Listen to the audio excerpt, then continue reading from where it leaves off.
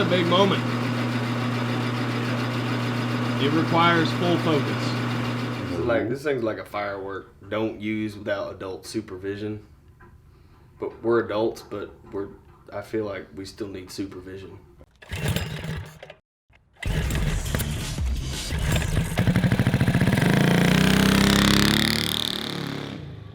What's up, everybody? Today on Cars and Cameras, we're starting the homemade shifter cart 2.0.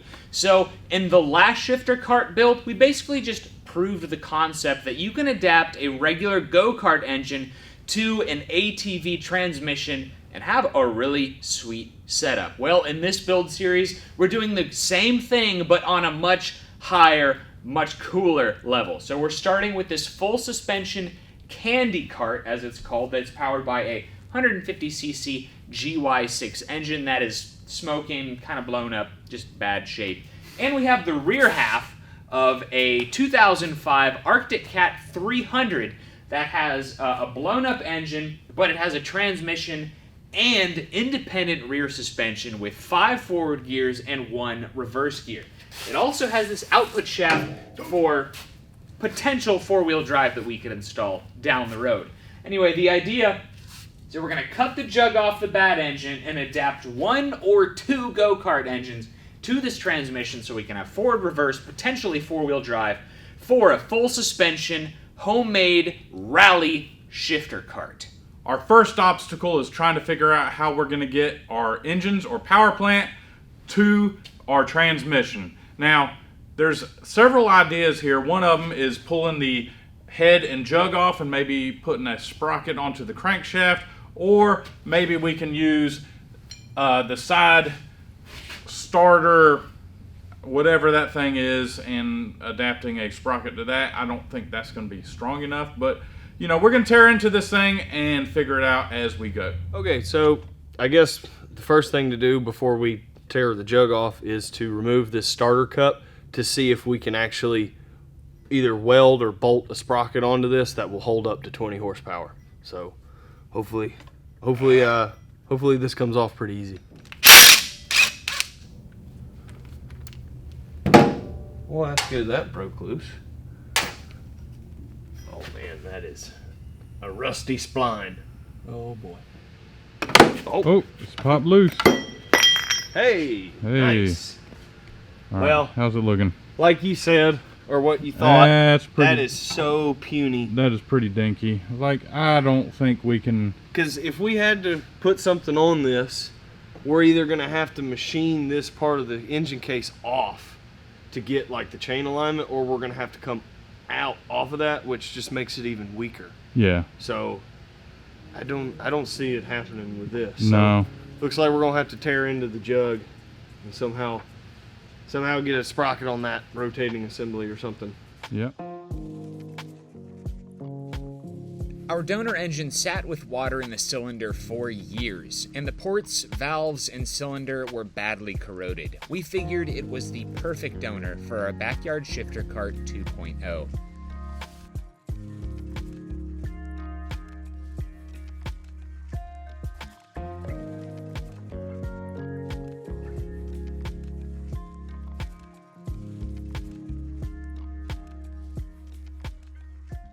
Yeah, you can see, look, a gear fell on the ground. Yeah, parts And over there too. came falling out of this thing. So, Oh, there's the part. Look at that. oh, look at that. That's what That's we're the missing. part. Oh, Right beside my foot. yeah, full of And debris now.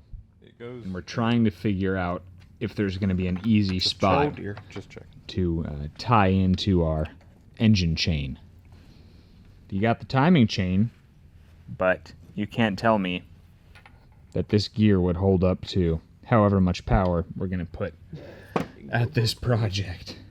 After we put Humpty Dumpty back together again, because I let it spill all out. That was my all fault. good. Sorry, guys. It's all good. But it was really funny because they just ran, and I'm like, ah! Kind of was funny. I'm kind of thinking, rather than splitting the case, Yeah, because there's a possibility we might be able to come off of this somehow with a pipe coming out the side of the engine so it can still have like an oil seal, so we don't can have oil still spilling have, everywhere. Yeah, an oil seal. So basically, we're just making it like an adapter jack shaft that goes Yeah. in, and then we're gonna have an external bearing Something like to that. balance it, and then a sprocket on the outside somewhere. Something. Okay. Yeah. All right.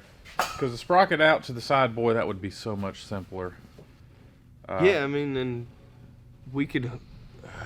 We might be able to put it onto the 6-point. That would be if Oh shoot! It'd be loose. We'd have to go to the other 6-point that's behind it. So just like on the last engine, it looks like we're going to be attaching our gear to the flywheel somewhere. Maybe. So maybe it's a whole lot simpler than splitting the case and eliminating the crankshaft and putting in basically a jack shaft so the chain will come through. I'm thinking what That's we do is yeah. we find a shaft that'll pass through this seal right here. So whatever size shaft that is, we pass it through here Yeah. to here, and we just weld that bad boy up. Okay. I Yeah. guess because we're never gonna. Yeah. Doesn't matter. We don't care about this thing, do we? A little bit. Oh, just We just want it to work. Okay. I got it now. I got it. So we cut out a circle that we can weld onto this thing, have the shaft slide over it and stuff, and we can still have somehow access. Maybe. It's a work in progress. Ready? Look at that. Whoa. Came loose. Good. I think I see a key there. Bet you it won't pull off. Gonna need a puller on there or something. Yeah. Puller on it. But that's looking a lot better right there. Yeah, The that size looks of like that. something. Yeah. Something that'll hold some horsepower. Yeah. The problem is that is not going to hold up to the 20, 30, 40 horsepower, however much power this thing is going to have. Yeah. So we're going farther in on the crankshaft to find more that we can weld to for more solid connection. Yeah. Right. Okay. So So, I guess we get the puller kit and see if we have the thing for it. well, I think I feel pretty good about. Just using the 3-bolt like steering wheel puller or something. Yeah, we can give that a shot. But yeah, I'm kind of thinking that we can weld to this flywheel a flange that will give us access to be able to unbolt this and remove it if we ever have to, and we can have a 3 or 4 bolt flange going to another flange on a shaft that comes out of the side of the engine. That'll give us access to put a sprocket on it so we can run to our engines. I'm going to be honest, I don't really follow you, but you seem confident, so I need to make it clear. I'm with it. Nope. Okay. So I cut our pieces out on the Langmuir Systems Crossfire Pro plasma table. That was my guideline, and we're over here checking out our our new purchase for the first time. I got a buddy helping us out learning how to use this, but he's not here today. So here we are. Yeah, we got this. How hard can it be? Just don't get fingers anywhere close to it. So like this thing's like a firework. Don't use without adult supervision. But we're adults, but I feel like we still need supervision. Big moment. It requires full focus.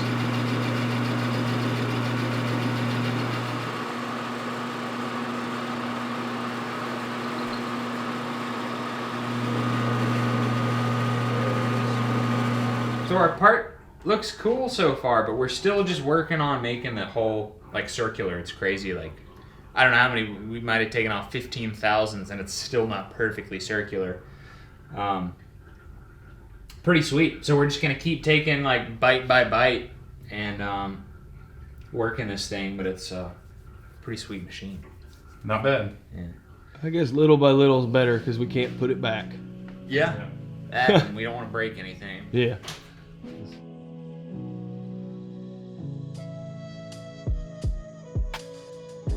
I bought this lathe from an old machinist who has owned and operated his own business since the early 80s. I had an electrician install a phase converter to run the machine on my single-phase electricity, and this 2,000-pound beast was good to go.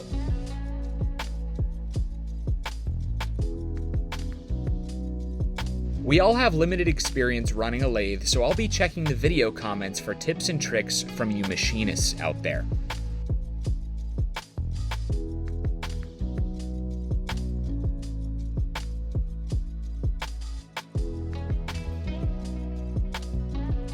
We bored the inside of our flange and faced the surface that mates to the flywheel to minimize driveline vibration.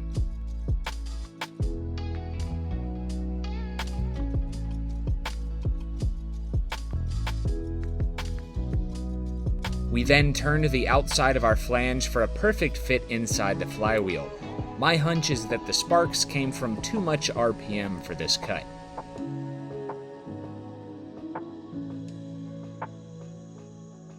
I removed the engine studs and built a block-off plate for the cylinder.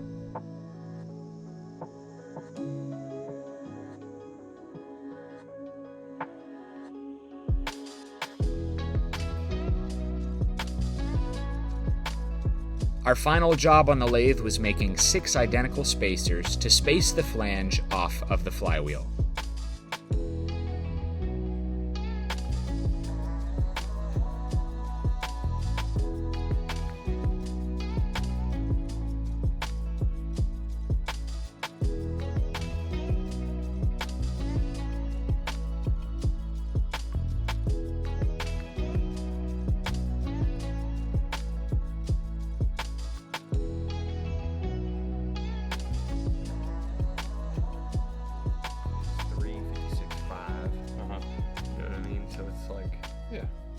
So Charles made us some beautiful spacers that we're going to use to space off of the flywheel.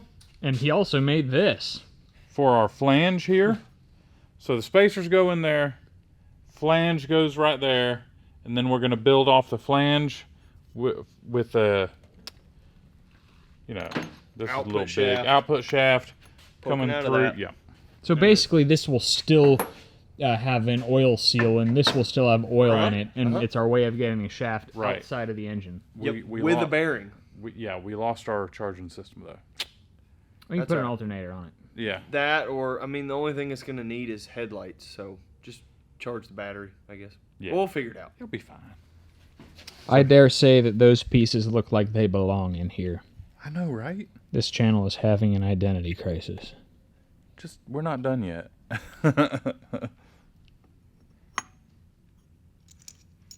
So you're feeding those bolts through the spacers that we made. Yes. And it bolts into that flywheel.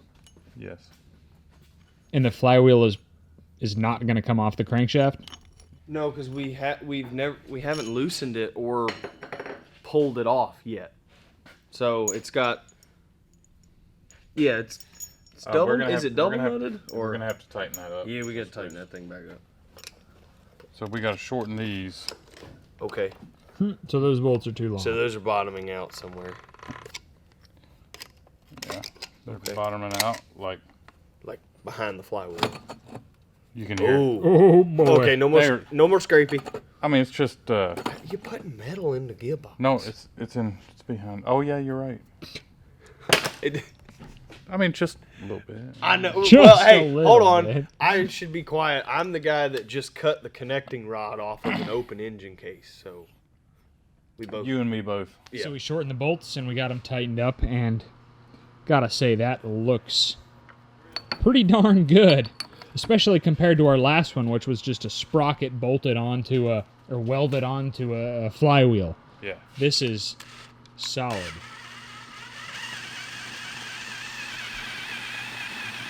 So we know the engine is balanced for a piston and rod on there, but at least some of this slop, the vibration, will be less. Hopefully. Of course, yeah. Good job, man. Next up, we're gonna slide on the collar, and we're going to. We're gonna have to weld it up. It's going to be a little tough because we're going to have to make sure everything's perfectly straight. Charles was born to run a lathe. Sometimes I'm not sure if he's like, oh. Yeah, I can't tell if it's good noises or bad Yeah, noises. exactly. So I guess we'll weld this up. We'll do a spot weld. We'll spin it. We'll check it. Make sure there's nothing wobbling. And we'll spot weld and spin it again. And yeah, we want this to be perfectly straight. Here's the thickness of the cover. Oh, that's a good way to And eyeball it. You may get a straight edge? it looks like there's plenty of beef here. So, Don't cut any corners now. yeah. How about we trim this on this yellow dot right here? That way we have more than enough. Okay. You And can we always put trim it the externally gear- later. Yes. Yeah. So how about we trim it right there? Yeah, I don't know if this is actually going And- to do anything. It'll do something. Yeah. It's going to be... Okay, so we need... Well, it's a 1/4 inch Yep. further this way. And then we're going to have A bearing. a bearing, which is about this size right Yep. here. And then we're going to have A sprocket. a sprocket. So is that enough room, you think? I want it cut right there on that You dot. want to cut it right center of that dot. Okay. I can Yeah. take care of that. Okay. So we have the shaft turned down to, what, 7/8? I can't remember. I think it's 7/8. We have a little collar here. This is going to fit right on to the crankshaft. And we're about to weld it to the flange that we had made. So we're going to weld that up, spot weld. We're going to spin it, center everything up. And hopefully with 3 spot welds and centered up, I can do a final weld up. And then we'll be able to put the cover on and install our bearing. And our bearing is going to hold all the load that the engine and chain are going to be pulling on it. So let's do this.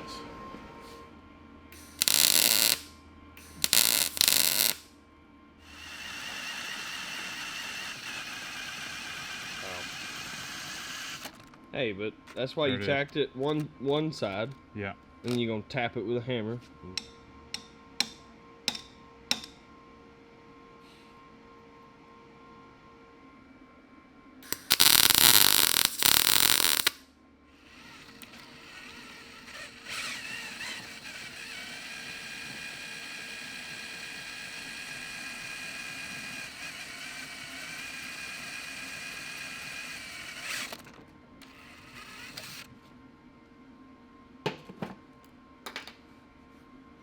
Isn't that nice?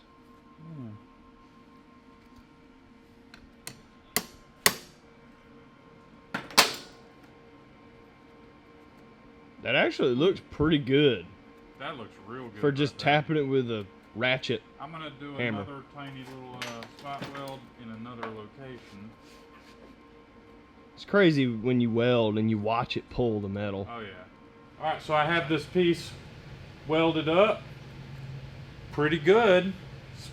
Spins around. Tiniest little wobble to it. But we're going to fix that.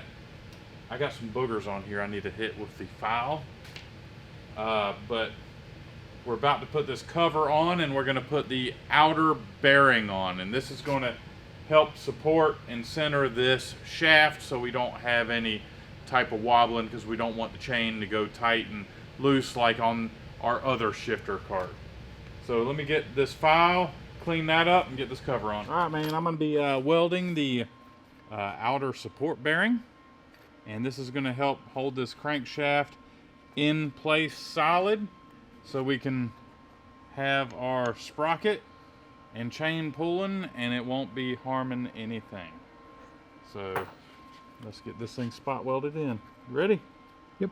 Cover.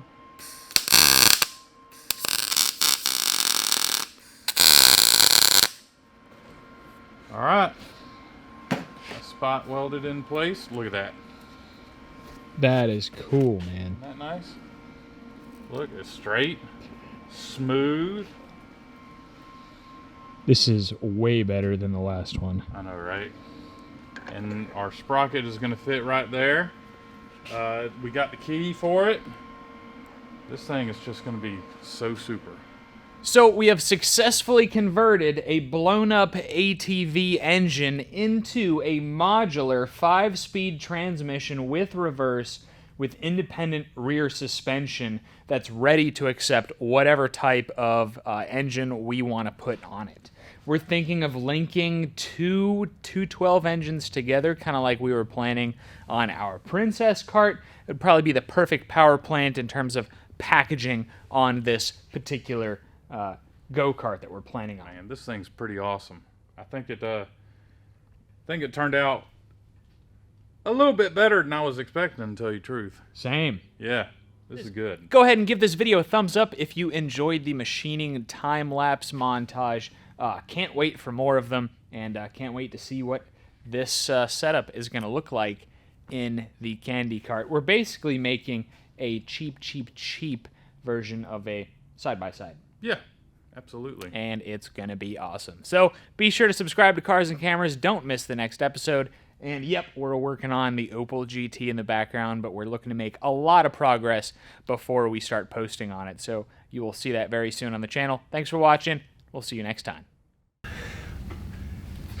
You know, this is getting interesting. We're removing more parts and We're getting nowhere. More questions keep happening. We're answering no questions, removing more parts.